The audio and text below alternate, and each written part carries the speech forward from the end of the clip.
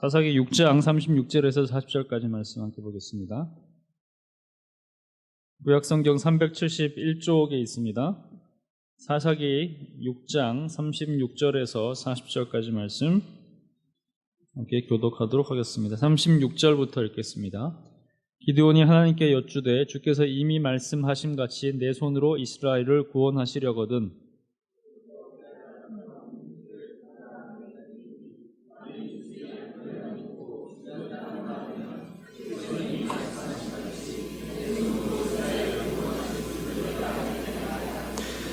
그대로 된지라 이튿날 기드온이 일찍이 일어나서 양털을 가져다가 그 양털에서 일실을 짜니 물이 그릇에 가득하더라.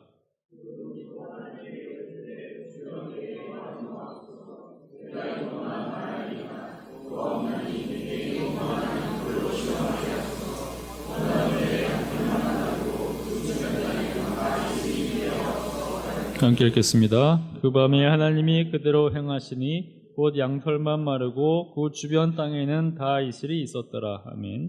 임은식 목사님 나오셔서 사사 기드온 세 번째 시간입니다. 하나님의 뜻 확인이라는 제목으로 말씀 전하시겠습니다.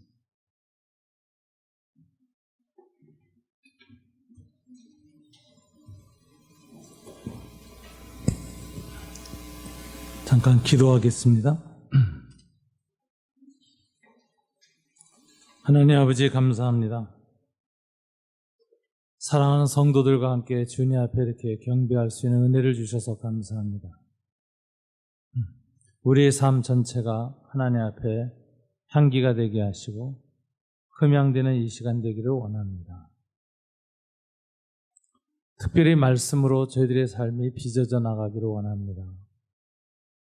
주님의 뜻을 잘 분별하고 주님의 뜻을 확인하면서 우리의 삶의 방향이 주님이 원하는 방향으로 세워져 가도록 도와주시기를 원합니다. 시종을 붙잡아 주시옵소서. 예수님 이름으로 기도드립니다. 오늘 기드온이 양털 뭉치를 가지고 하나님의 뜻을 확인하는 이 사건은 우리들에게 이제 많은 생각을 하게 합니다. 오늘 신약 시대에 살아가는 우리 그리스도인들도 하나님의 뜻을 분별하려고 할 때 과연 이런 방식을 계속 써야 할 것인가? 또 그게 가능한가?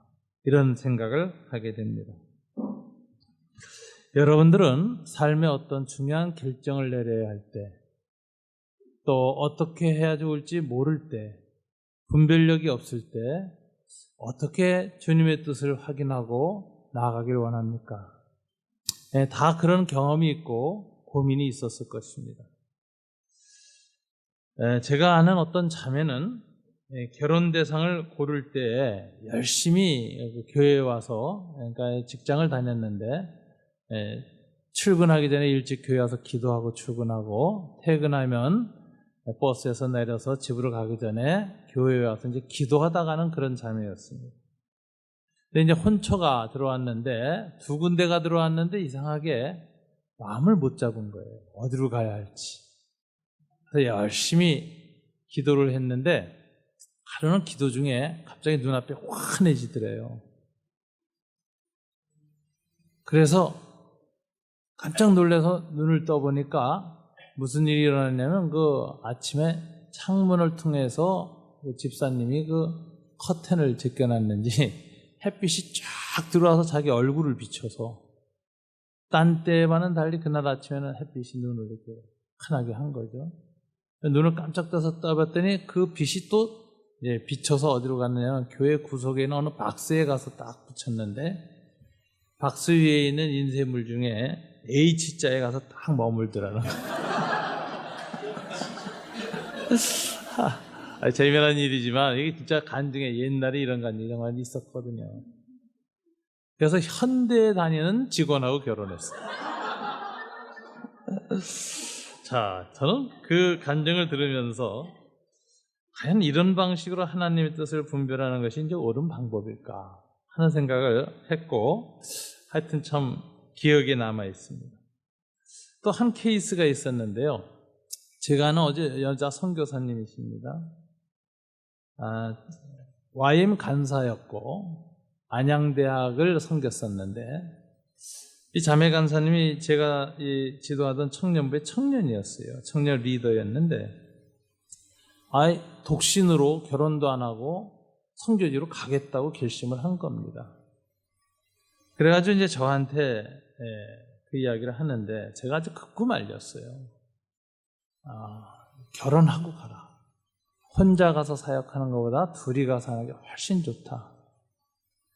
그런데 이 자매가 그게 하나님 뜻이 아닌 것 같다고 그러는 거여서 뭐로 그걸 확신할 수 있냐. 자기 마음속에는 결혼하기 전에 독신으로 가야 되겠다고 생각한다고 해요. 제가 하도 말리니까 그럼 목사님 의견을 존중해서 제가 제비 뽑기를 하겠습니다.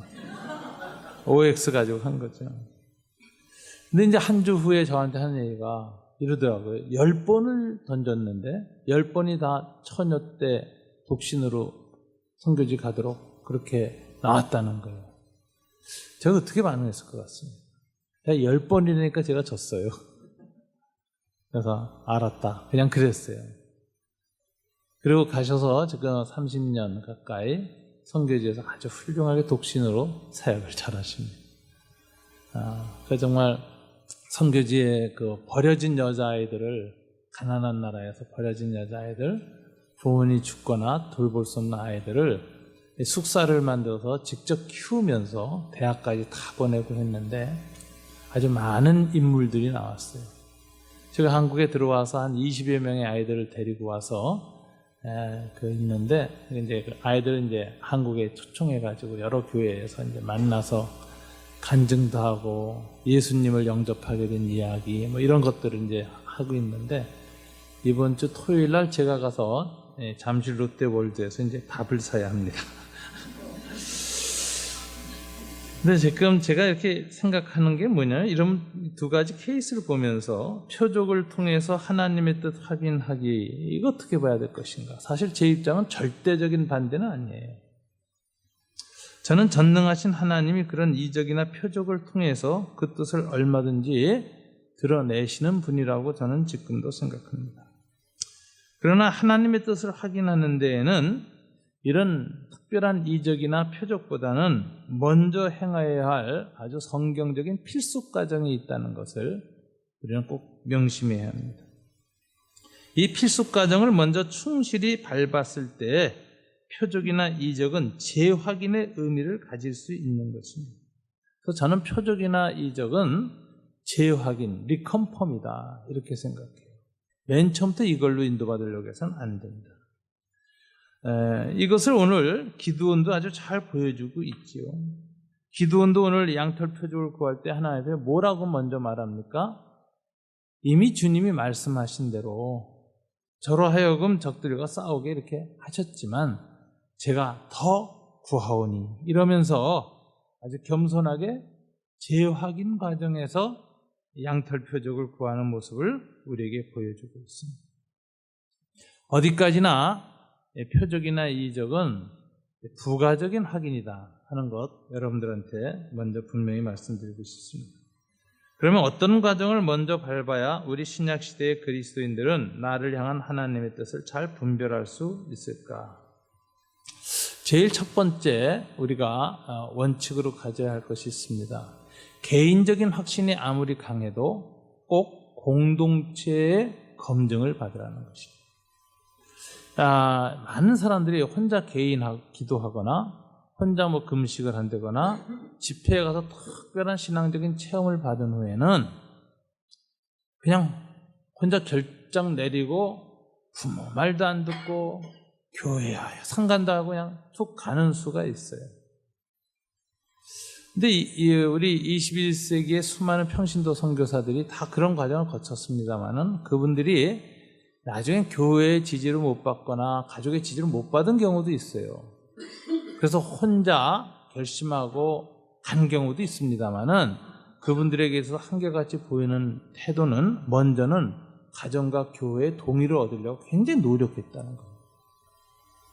윌리엄 캐리 같은 사람들 다 그렇게 노력을 했어요. 그래도 하도 안 보내주니까 할 수 없이 이제 혼자 아무런 서포트도 안 받고 자비량 선교사로 그냥 선교지로 들어간 거죠. 그래서 이제 먼저 공동체의 검증을 받아야 한다 하는 것을 우리는 꼭 기억해야 합니다. 독불장군으로 가지 마라. 공동체를 통해서 가면 가족들의 기도와 후원이 있고요. 그 다음에 교회의 동의를 얻으면 교회가 날마다 기도하고 그리고 여러 가지 일에 함께 하게 됩니다. 그래서 공동체적인 검증을 거치는 것이 하나님의 뜻을 분별하는 가장 훌륭한 것이다. 무슨 선교사나 목사나 뭐 이런 것이 되는 것이 아니라 하더라도 여러분들의 어떤 사업이나 어떤 새로운 삶의 방향을 정할 때에도 가족들의 이야기 그리고 주변의 믿음의 형제 자매들을 통한 검증을 받는 건 굉장히 중요한 것입니다.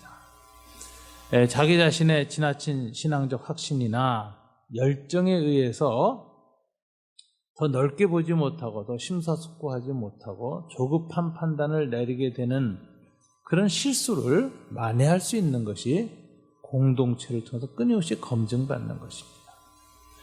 여기 이제 좋은 예가 있어요.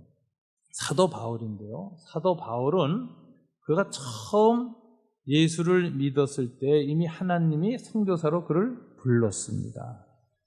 그래서 사도행전 26장 14절부터 18절에 보면 이런 기절이 있습니다. 일어나 너의 발로 서라. 내가 네게 나타난 것은 곧 네가 나를 본 일과 장차 내가 네게 나타난 일에 너로 종과 증인을 삼으려 함이니 이스라엘과 이방인들에게서 내가 너를 구원하여 그들에게 보내어 그 눈을 뜨게 할 것이다. 이미 처음 예수님을 만나는 순간부터 이방을 향한 선교사, 사도로 그는 부르심을 받았습니다. 하나님의 뜻이 너무 분명하죠. 여러분이 만약 그런 체험했으면 어떻게 했을 것입니까? 그 다음날 당장 직장사 펴내고 교회에 통보하고 간다고 선교사 훈련원에 들어갔을 거예요. 근데 사도 바울은 그렇게 하지 않습니다. 그가 이런 부르심을 받고 선교사로 파송되는 데는 그 후에 시간이 얼마나 걸렸느냐? 10년이라는 세월이 걸려요. 그럼 10년 후에 언제 파송됐느냐? 그가 다소 고향으로 돌아가서 열심히 자기 주변 사람한테 복음을 전하고 있을 때 예루살렘에서 바나바 목사님을 안디옥 교회에 초대 목사로 파송을 했어요. 근데 바나바 목사님이 가면서 무슨 생각했느냐면 이 이방인들한테 복음을 전하는 일에 있어서 사울이라고 했던 그 청년 예수를 박해했고 많은 사람을 죽였고 그래서 예루살렘에 있는 교인들도 그한테 많은 상처를 받았기 때문에 자기 가족 아들을 죽인 그 사람이 아무리 회개하고 예수를 믿어서도 받아들일 수가 없었죠. 그래서 예루살렘 공동체를 떠나서 자기 고향으로 돌아가 있던 그 청년을 내가 찾아서 동역자로 삼아야 되겠다. 그래서 다소로 가서 찾도록 찾아 데리고 옵니다. 이 바나바 자세가 아주 훌륭해요. 찾는다는 단어가 그냥 대강 한번 찾는 게 아니라 찾을 때까지 찾으려고 찾은 거예요. 샅샅이 다소라는 도시를 찢어서 바울을 찾아냅니다. 그리고 그를 동역자로 데리고 와서 같이 복음을 전했는데 안디옥 교회에서 큰 복음의 흥황함이 일어났고 그때 그리스도인들이 비로소 그리스도의 사람이라는 이름을 갖게 됩니다. 그러니까 신앙과 삶이 일체가 된 거죠.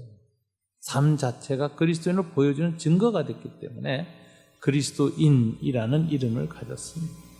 오늘 우리 그리스도인들하고는 굉장히 다른 차원이죠. 우리 항상 삶이 신앙을 못 쫓아가기 때문에 그리스도인이라는 이름 자체가 오히려 주님을 방해하게 하는 역할을 합니다. 근데 안디옥 교회들은 그리스도라는 이름을 통해서 삶으로 주님을 증거하는 아주 훌륭한 교인들이 됐는데 그렇게 그 교회를 빚어내고 교회의 아름다운 신앙의 전통을 세운 사람이 사도 바울이에요. 가서 그 3년을 열심히 일을 했습니다. 그런데 사도행전 13장에 보니까 어느 날 안디옥 교회의 모든 지도자들이 금식하고 있을 때 갑자기 성령께서 바울과 바나바를 따로 세워라. 그리고 이방인에게 파송하라는 명령이 떨어지고 온 교회 교우들이 그 말을 겸허히 받아들여서 그 공동체에서 바울과 바나바를 첫 선교사로 파송하는 이야기가 나옵니다. 여기서 사도 바울이 그러니까 젊은 날에 부르심 받았던 그 부르심과 환상과 그 신비한 음성, 주님을 만난 그 체험 때문에 당장 떠나지 않습니다. 10년이라는 세월에 걸쳐서 안디옥 교회라는 공동체 확증을 받아서 공동체를 통해서 비로소 파송을 받습니다. 저는 이런 자세가 굉장히 훌륭한 자세라고 생각합니다. 데니스 레인이라는 유명한 OMF의 선교사님이 계십니다. 이분은 영국의 젊은 변호사였습니다. 이분이 교회 해외 선교부의 아마 담당 집사님이셨을 거예요. 그래서 이제 이 선교사님들 간증 집회에 있으면 또 책임이 있어서 가야 되는데 어느 날 선교사님의 간증 집회에 참석했다 큰 은혜를 받았어요. 마음속에 내가 선교사로 가야 되겠다라는 결심을 합니다. 근데 이분이 돌아와서 아내한테도 얘기를 안 해요. 그냥 계속 그걸 놓고 기도해요. 근데 2년이 지나서 그 부인이 어느 선교사들 부인들 집회에 기도 집회에 갔다 크게 은혜를 받아가지고 돌아와서 남편한테 이러더라는 거예요. 여보, 아무래도 하나님 우리를 부르시는 것 같다고. 그때 데니스 레인 변호사가 얘기했습니다. 나도 이미 부르심을 받았어. 근데 당신이 그 부르심이 올 때까지 난 기다린 거예요. 하나님의 때가 온 것 같습니다. 그래서 두 부부가 일반 사역을 그만두고 신학교 입학을 하죠. 그리고서는 영국에서 파송받아서 동남아시아, 그리고 한국에서도 강해 설교가로 유명한 세미나들을 개최했고 사역을 잘하다가 이제 돌아가셨습니다. 제가 데니스 레인 목사님한테 직접 들은 간증이에요. 제가 그걸 보면서 이 가정이란 공동체를 통해서 확인하는 자세 굉장히 훌륭하죠. 하나님이 나를 변화시키셨고 나에 대해서 뜻을 분명히 드러내셨다면 왜 아내에게는 그 뜻을 못 드러내시겠습니까? 교회의 인정을 못 받게 하시겠습니까? 그때까지 기다리는 거예요. 그래서 공동체를 통한 확증을 받을 때까지는 뭐냐? 기다리는 시간, 성숙되는 시간, 하나님 앞에 익어가는 시간이다. 그래, 공동체를 통한 인도가 훨씬 중요하다 하는 것을 여러분에게 말씀드립니다. 두 번째는 마음을 깨끗게 하는 일이 저는 먼저 중요합니다. 하나님이 하나님의 뜻을 우리의 마음판에 떠오르게 하고 생각나게 하고 감화, 감동을 주실 때 이 마음판이 복잡하면은 하나님의 뜻이 뒤섞여요. 그래서 제가 하는 말이 성령의 지우개로 예수의 피를 듬뿍 묻혀서 마음판, 칠판 좀 지워라. 내 생각 좀 지워야 합니다. 내 마음속에 있는 내 생각들, 그림들, 계획들은 다 내 자아의 욕구의 발현이고 때로는 야망의 발현일 수 있어요. 다 죄와 연관되어 있고 하나님의 뜻하고는 다른 그림을 나는 무수히 많이 마음속에 그리고 있어요. 하나님이 주님의 뜻을 알려주려고 해도 칠판이 더러워서 못 알려줘요. 거기다 하나님의 뜻을 알려주면은 분별도 잘 못하고 지가 그림하고 겹친 부분에서만 아멘하고 난리치고 자기 뜻이 하나의 뜻이라고 주장한다는 걸 하나님 아세요. 인간이 어떤 존재인지. 그래서 하나님은 하나님의 뜻을 드러내기 전에 먼저 우리의 마음의 청결을 원합니다. 그래서 하나님의 뜻을 구하는 사람은 먼저 성결해야 됩니다. 오늘 기도원도 보면 바알과 아세라 제단을 파괴하고 자기가 섬겼던 마음의 우상, 자아의 생각을 먼저 깨끗이 정리하도록 하나님이 명령하시는 것을 볼 수 있습니다. 그래서 공동체를 통해서 분별하기로 결심을 하시고요. 두 번째는 자기의 마음을 깨끗게 하기. 이것을 해야 됩니다. 세 번째, 하나님 말씀이 임하면요 특징이 있습니다. 예배가 회복돼요. 하나님 말씀이 임했는가 안 하는가는 뭐로 확인하느냐? 예배로 확인합니다. 하나님 말씀이 임할 때는 성령 안에서 하나님 말씀이 임할 때는 그 말씀 가운데 하나님이 임재하시는 거예요. 그래서 말씀 체험은 하나님 체험이에요. 그래서 말씀은 클래스에서 이렇게 글을 쓰고 뭐 이렇게 연구해서 오지 않습니다. 말씀은 교실에는 임하지 않아요. 말씀은 지성소에서 임해요. 교실과 지성소의 차이를 아시죠?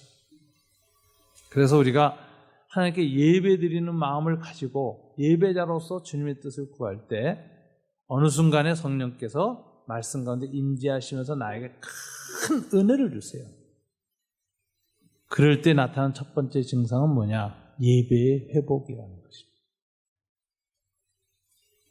하나님은 우리 가운데 임하시면 격의 차이가 있어요. 창조주시잖아요. 우린 피조물이잖아요. 죄 가운데서 하나님 만나면 죽지만 죄가 청결하게 용서돼서 이 거룩한 이 예수님의 피로 정화되는 일이 일어나면서 하나님을 만나면요, 첫 창조수의 피조물처럼 온 피조물이 해, 달, 별 모든 만물이 여호와를 찬양하는 것처럼 하나님을 경배하게 됩니다. 요한계시록 20장 21장 보세요. 마지막에 성도들이 죄가 다 사라진 상태에서 하는 건 딱 하나죠. 뭐죠? 찬양, 경배죠. 그게 일어나는 것이 하나님의 뜻이 임했을 때 나타나는 첫 번째 영적 현상입니다. 그래서 예배의 회복, 이것으로 하나님의 뜻을 분별해야 됩니다. 하나님의 뜻이 임했는데 주님에 대한 경배가 안 일어난다. 이건 굉장히 이상한 일이에요. 그건 하나님의 뜻이 아니고 내 자아의 생각일 수도 있고 때로는 악한 영에 혼미케 하는 일일 수 있습니다. 그래서 우리가 하나님의 말씀을 통한 임재를 체험한 사람들의 한결같은 특징들, 예배자가 되었다라는 것입니다. 오늘 기도원 보세요. 하나님의 뜻을 확인하고 나서 그가 한 일이 뭐예요? 제단을 쌓았는데 여호와 샬롬이라고 하였다. 제단을 쌓았어요. 예배자가 됐어요. 예배가 회복됩니다. 그동안 늘 포도주 틀에서 불평하고 짜증내고 불평불만하던 이 사람이 하나님에 대해서도 여호와가 계시다면 어찌 이런 일이 있을까? 신이 있나 없나? 비판적으로 하나님에 대해서도 회의와 분별만 날카롭게 드러내고 있던 이 사람이 하나님을 만나고 하나님의 뜻이 임하는 순간에 일어났던 건 뭐였느냐? 제단을 다시 회복하는 것이었다. 예배가 회복돼야 합니다. 네 번째 아주 중요한 원리가 있어요. 하나님의 뜻을 분별할 때 우리 동양 사람은 특별히 조심해야 되는데 하나님의 뜻은 운명론이 아니라 예정론이다라는 걸 잘 구분해야 돼요. 우리는 주로 이렇게 생각해요. 동양 사람들은 운명론자예요. 우리가 아무리 몸부림치고 애쓰고 뭐 노력하고 뭐 해도 그게 다 합쳐져서 결국은 신이 정해놓은 어떤 뜻대로 귀결된다 이렇게 생각하는 거예요. 그래서 이 운명론의 이 방황을 좀 덜하기 위해서 쪽집게 무당을 찾아갑니다. 어떻게 해야 될까요? 어디로 가야 될까요? 그래서 딱 집어주면 아! 하고 갑니다. 이게 동양 사람들의 사고방식이죠. 하나님 이런 운명론으로 그리스도인을 인도하시는가? 그렇지 않습니다. 성경은 하나님의 예지, 예정, 이걸 다 예정론이라고 그러는데요. 하나님 미리 다 아시고 정하시고 이끌어 가시는데 놀라운 사실은 하나님은 인간의 자유의지를 무시하지 않는다. 인간을 로봇으로 취급하지 않는다. 그래서 이 예정론 속에 신비한 게 있어요. 하나님의 뜻이 정해져 있지만 그 뜻이 이루어지는 과정 중에서 우리의 자유로운 선택과 결단을 하도록 하나님이 허락하신다. 그래서 어떤 선택을 하면 그 선택의 기초에서 하나님의 인도가 또 시작돼요. 그 다음 또 선택을 하면 그 선택의 기초에서 하나님이 또 인도를 하시는 거예요. 그래서 하나님의 동행하시면서 한 걸음 한 걸음 인도하시면 하나님의 뜻을 이루어 가시지 어디 딱 미리 정해놓고 로봇처럼 몰고 가지 않는다. 그래서 하나님의 인도를 받는 사람들은 항상 꼭 마치 무당 점쟁이 찾아가듯이 하나님 앞에 기도하는 수가 많은데 그거 버리셔야 됩니다. 그래서 제가 이런 말을 쉽게 표현하면 이렇게 해요. 하나님은 사지선다형으로 인도하지 않는다. 논술형이다. 내 쪽에 하나로 생각하지 보세요. 어떤 분들이 이런 얘기를 해요. 그때 그 사람이 내 짝이라고 하나님의 뜻을 확인하고 결혼했는데 살아고 보니까 아니라는 게 생겼다는 거예요. 그럼 어떻게 할 거예요? 그때 그 A였는데 쫓아가서 이혼하라고 그러고 다시 살자 그럴 거예요, 자기하고. 그런 식으로 하나님은 사지선다형으로 인도하지 않습니다. 하나님은 어떻게 인도하시냐? 우리의 결혼 생활도 내가 결정하면 주님이 그러시잖아요. 하나님이 짝지어 주신 것을 사람이 나눌 수 없느니라. 거룩을 거룩하게 하나님이 그 결혼을 축복하시 인정하시면 그때부터 여러 가지 문제가 있어도 하나님이 함께 그 결혼 생활에 임하셔서 두 사람을 하나로 만들어 가시면서 이끄시는 거거든요. 그렇기 때문에 우리가 하나님의 인도를 할 때 운명론적 태도가 아니라 예정론이라는 자세 가지고 접근하라. 사지선다형이 아니라 그 다음에 논수령이다. 이게 대표적인 사람 사도 바울이에요. 사도 바울이 선교 여행을 1차, 2차, 3차를 다니잖아요. 이곳에 갔다 저곳에 갈 때 다 하나님의 인도를 구했습니다. 근데 늘 마케도니아 사람 환상 보고 가는 식으로 인도받지 않았어요. 그건 일생에 한 번 있었어요. 그때는 하나님이 특별하게 이적과 환상으로 개입하셔서 바울이 아시아로 가려고 몸부림치는데 하나님 뜻이 너무 다르니까 그를 유럽으로 보내시기 위해서 환상을 보여주시고 그를 인도하셨어요. 그러면 나머지 여행은 다 어떻게 했느냐? 거듭난 이성, 상식, 경험을 가지고 판단하면 하나님이 거기에 늘 함께 하셔서 동행하셨어요. 그러니까 사도 바울조차도 하나님 앞에서 항상 논수령으로 열린 자세로 거듭난 이성과 경험과 지식을 잘 활용해서 하고 그렇게 할 때마다 하나님이 함께 하시고 임재하셔서 인도하셨다. 이게 사도 바울의 고백이지. 다섯 번째, 하나님의 인도를 받고 뜻을 받는 사람들이 극복해야 될 게 기륭 문제입니다. 많은 사람들은 하나님의 뜻대로 나아가면 형통한다고 생각하고 있습니다. 여러분 그럴까요?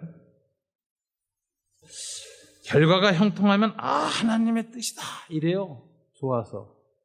그리고 결과가 나쁘면 시무룩하고 시험 들어서 하나님의 뜻이 아니었나 봐요 그래요. 근데 그렇지 않습니다. 하나님의 뜻은 기륭으로 회복하지 살피지 않습니다. 제가 아주 예를 들기 좋아하는 사람이 사도 바울이에요. 사도 바울은 하나님의 뜻을 이미 분명히 보았습니다. 사도행전 20장 23절 다 같이 한번 읽어볼까요? 오직 성령이 각성해서 내게 증언하여 결박과 환난이 나를 기다린다 하시나. 사도 바울이 선교여행 다니는데 예루살렘으로 가기로 뜻을 정했을 때 이미 각성해서 성령의 이상한 초자연적 역사가 일어나서 예언들이 들어오기 시작하는데 결박과 환난이 기다린다. 아주 불길한 예언이 와요. 그죠? 그 다음에 사도행전 20장 21장 10절부터 12절에 보면요. 여기 읽지 마시고 보기만 하세요. 아가보라는 선지자가 와서 바울의 혁대를 가져다가 자기 수족을 잡아매고 이렇게 이제 행위 메시지죠. 그러면서 말하기를 예루살렘에서 유대인들이 이같이 이띠 임자 즉 바울을 결박하여 이방인의 손에 넘겨주리라 하거늘. 아주 불행한 예고가 왔죠. 그런 사람들이 어떻게 합니까? 우리가 그 말을 듣고 우리는 이게 누가 사도행전 쓴 누가 또는 이제 바울의 선교팀들이죠. 그 말을 듣고 그곳 사람들과 더불어 바울에게 예루살렘으로 올라가지 말라 권하니. 환난이 기다린다는데 왜 갑니까? 이거 하나님 뜻 아닙니다. 그거 이제 바짝 말렸어요. 근데 사도 바울은 뭐라고 하냐? 20장 22절 다 같이 한번 읽어볼까요? 보라, 이제 나는 성령에 매여 예루살렘으로 가는데 거기서 무슨 일을 당할는지 알지 못하노라. 여기 성령에 매여라는 표현을 써요. 아무리 환난이나 결박이 기다린다 할지라도 나는 가야 되겠다. 나는 예루살렘에 하나님의 뜻에는 확신이 있다. 내 마음은 지금 성령님께 아주 강권적인 매임을 겪고 있다. 그럼 성령의 매임이라는 게 뭐냐 하는 거죠. 한쪽에서는 환난이 기다린다 그러고 예언이 들어오고 또 결박을 하고 막 메시지가 나오고 아까 공동체 중요시여기라 그랬잖아요. 공동체 살이 다 안 된다고 난리 치는데도 이 바울이 부인할 수 없어요. 성령의 아주 강하게 역사하시는 인격적인 임재였어요. 성령의 매임을 받아. 전에 성경에는 심령의 매임을 받아 이렇게 되어 있는데 훨씬 그 번역을 좀 잘해놨습니다. 개역성경 성령의 매임을 받아. 그럼 성령의 매임이라는 게 무엇인가? 사도행전 20장 24절에 그 내용이 나옵니다. 다 같이 한번 읽어볼까요? 내가 달려갈 길과 주 예수께 받은 사명 곧 하나님의 은혜의 복음을 증언하는 일을 마치려 하면은 나의 생명조차 조금도 귀한 것으로 여기지 아니하노라. 사명감. 이방인에게 3년간 복음을 전했는데 예루살렘 교회에서 계속 방해를 놔요. 율법을 지켜야 된다. 이 문제를 해결하지 않고선 더 이상 이방인 전도를 할 수가 없어요. 왜? 가는 곳마다 유대 출신 사도들이 와서 바울의 복음을 잘못됐다고 회방을 놓는 거예요. 이걸 해결해야 돼요. 해결하려면 어디로 가야 되죠? 예루살렘. 그곳에 가서 어떤 환난을 당하거나 죽는 일이 생겨도 내가 예루살렘에 가서 이 문제를 해결하지 않으면 복음을 증거하는 일을 마칠 수 없다. 아주 필수 과정이라는 걸 알았습니다.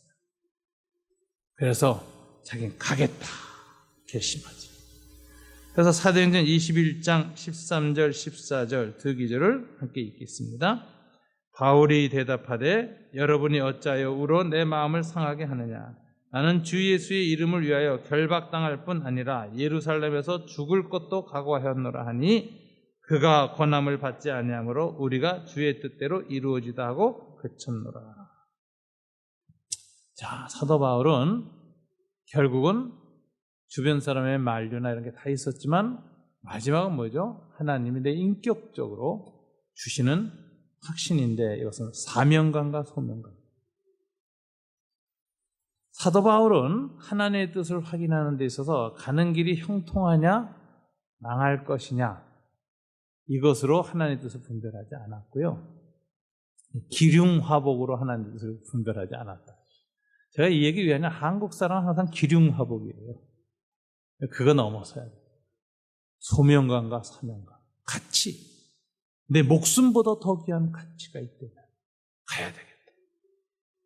그래서 이 인격과 가치 중심의 하나님의 인도를 받았다. 그리고 그것을 주변 사람이 다 인정했다. 그게 옳습니다. 우리가 당신을 사랑하고 당신이 고난당하는 것 때문에 이렇게 우리가 반대했지만 당신이 얘기하는 그 사명, 그 가치 맞습니다. 그리고 다 받아들였다. 이게 하나님의 인도를 받는 자의 자세죠. 여러분 창세기에도 있어요. 요셉이 하나님이 함께 하시니까 창세기 어떻게 돼요? 하나님이 임마누엘 함께 하심에 결과가 뭐죠? 보디발의 감옥에 들어가요. 보디발의 아내한테 저걸 당해가지고 감옥에 들어가요. 그 다음에 또 하나님이 함께 하셔서 요셉을 형통케 하신지라. 감옥에서 형통한 게 무슨 형통입니까? 감옥에서 형통했다는. 그래서 저는 성경에서 말하는 형통이라는 개념이 고난이 없는 형통이 아니라 고난에 이기는 형통, 고난을 극복하는 형통. 그래서 하나님 앞에 쓰임받은 거죠. 그래서 우리 그리스도인들은 하나님의 인도를 받으면 고난도 옵니다. 한 가지는 확신하세요. 고난으로 망하지 않는다. 고난을 통해서 더 유익이 있다. 고난을 통해서 형통하게 되고 고난을 극복하게 되고 그 후의 열매가 너무나 찬란하고 아름다워. 생의 큰 이정표가 될 것이다. 역사 속의 그리스도인들의 모습은요, 대체로 예수님의 모습이 나타난다고 그래요. 예수님 모습은 하하 웃는 모습이 잘 없습니다. 순한상이 많죠. 고난의 흔적이 많아요, 얼굴에. 근데 예수님처럼 고난을 기꺼이 감당하고 모든 고난을 짊어지면서까지 하나님의 뜻을 이루려고 했던 사람들의 특징은 예수님처럼 얼굴에 그 고난이 좀 있어요. 에이브라함 링컨 얼굴 보면 고난상이에요. 에이브라함 링컨 얼굴 보고 엔돌핀 나오는 사람 별로 없어요. 고난상이에요. 이 중세 성자들 모습도 대부분 좀 그렇습니다. 그래서 이제 이런 걸 스카페이스라고 하잖아요. 스카라는 게 흔적이 있는 깊은 삶의 굴곡과 흔적이 있는 얼굴. 이런 사람들이 위대한 사람들이죠.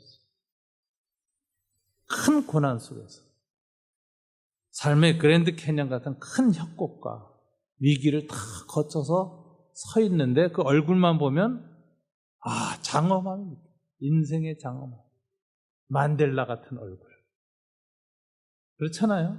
20년 로빈슨 감옥에서 수감되어 있으면서 원수를 용서하는 영성을 형성해낸 사람. 남아프리카 공화국의 평화를 갖고 온 사람. 오랜 적다와 증오를 끝낸 사람. 그 얼굴에 있는 그 고난의 흔적들. 이게 스카페이스라고. 상처 있는 얼굴. 근데 우리의 영혼이요, 하나님의 뜻을 분별하고 고난을 각오하고 순종해서 나가면요, 하나님이 형통케 하시는데 그런 사람의 생애는 장엄한 삶이 됩니다. 많은 사람들이 감동을 줘요. 그 사도 바울이 하나님의 인도를 받을 때 이제 이렇게 원칙을 잘 정했습니다. 그래서 하나님의 뜻은 기륭하고 상관없이 사명감과 소명감, 가치로 분별해야 합니다. 마지막 6번째는, 그래서 저는 이렇게 얘기해요. 결론입니다만, 하나님의 인도는 지도가 아니라 내비게이션이다. 자동차에 내비게이션이 있고 핸드폰에 내비게이션 다 있잖아요. 내비게이션이 작동하려면 두 가지가 있어야 돼요. 첫째는 명확한 지도. 이 지도가 명확하지 않으면 아무리 내비게이션이 있어도 이거 엉뚱한 데로 갑니다. 제가 이스라엘에서 섬 안식년 가 있을 때 거기는 GPS나 이 내비게이션 사지 말라네. 도로를 몰라가지고 이제 사서 달라 그랬거든요. 렌트카에다. 여긴 지도가 안 돼 있어서 GPS 따라서 가다 광야로 그냥 간대. 그러니까 사지 말라 그러더라고. 뭐 이런 나라가 다 있어. 한국은 대단해요. 한국 내비게이션 세계 최강인 거 아시죠? 이젠 구글도 나오고 했지만 진짜 골목골목까지 어떻게 그러고 주차장 입구, 건물 뒤에 있는 주차장 입구로 끌어들여. 이런 내비게이션 없습니다, 전 세계. 지도가 명확해요. 우리 인생의 지도, 성경입니다.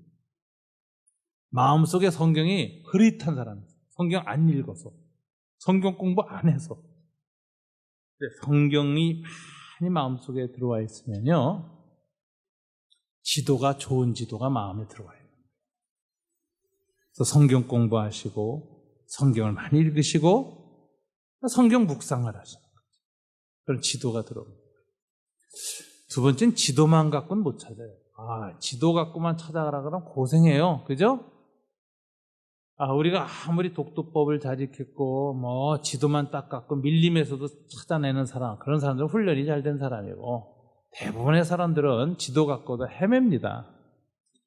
우리를 돕기 위해서 우리 안에 그 지도를 해석하러 오신 분이 있어요. GPS 성령님.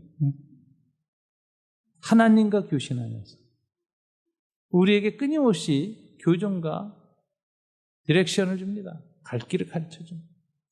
그래서 성령님을 요한복음에서는 보혜사 성령.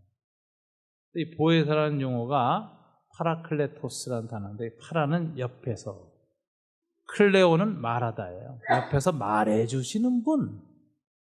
이걸 해석을 법정 용어로 바꿀 땐 변호사, 개인적인 차원에서는 카운셀러. 이사야가 아기 예수 탄생을 얘기하면서 그 이름은 기묘자요 모사라 그랬죠.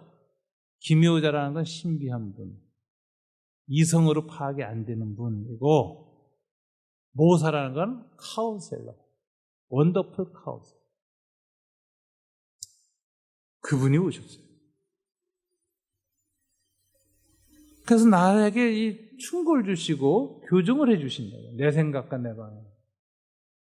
이 두 가지가 있어야 내비게이션이 제대로 움직입니다. 지도와 GPS. 성령님 우리 안에 들어와 계시죠.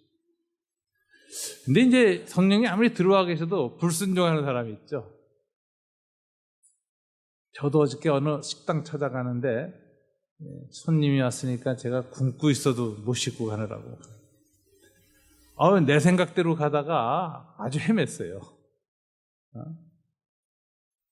가만히 느끼는데, 아무리 이 내비게이션에 하나님이 이렇게 깨달음이 와도 내 생각, 내 고정관념이 있어요. 아, 이게 잘못된 거야. 내가 분명히 그쪽이었는데. 그러고 막 가보세요. 그럼 고생합니다. 그래서 순종을 잘해야 돼요. 네?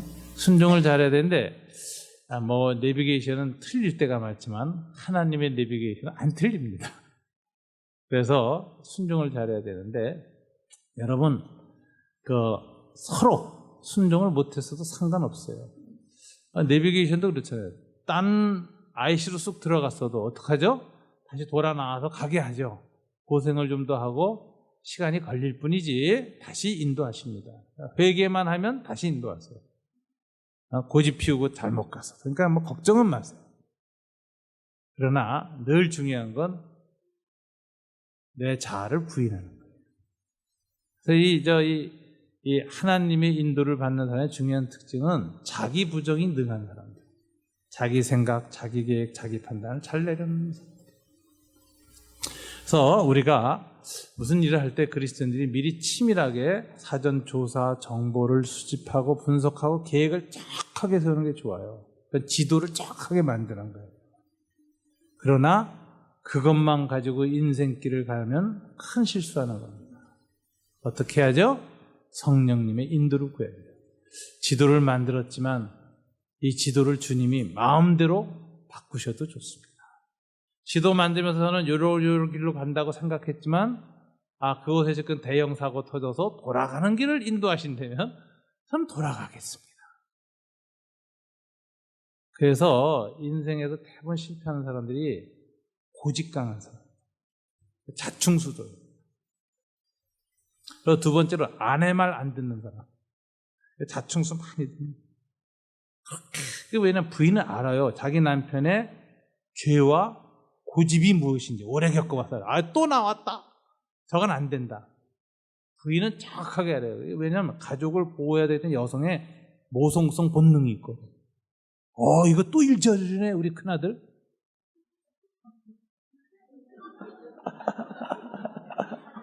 고집이 세고 말을 안 들어요. 그래서 여러분 계획을 치밀하게 세웠어도 성령님께 주변 사람들의 충고에 그 다음에 특별히 기도하는 아내의 말에 좀 귀를 기울이십시오. 그리고 더 좋은 건 아멘 하시라 아주 성숙한 분이 계십니다. 그 가정에 복이 있을지어다. 그렇습니다. 그리고 본인이 또 기도를 많이 해서 인도를 잘. 우리가 항상 계획을 세워도 수련회 하나를 해도 목회자들이 그 목회 계획을 세워도 저는 항상 계획을 세우면서 마지막 기도는 그거예요. 내 뜻대로 마옵소고 주 뜻대로 하옵소서. 언제든지 바꾸셔도 좋습니다. 백지로 만드셔도 좋습니다.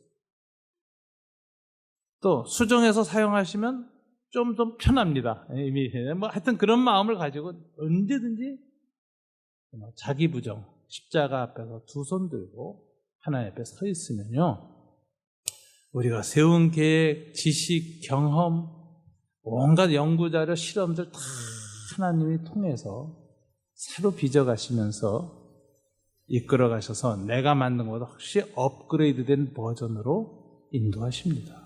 그걸 믿으셔야 합니다.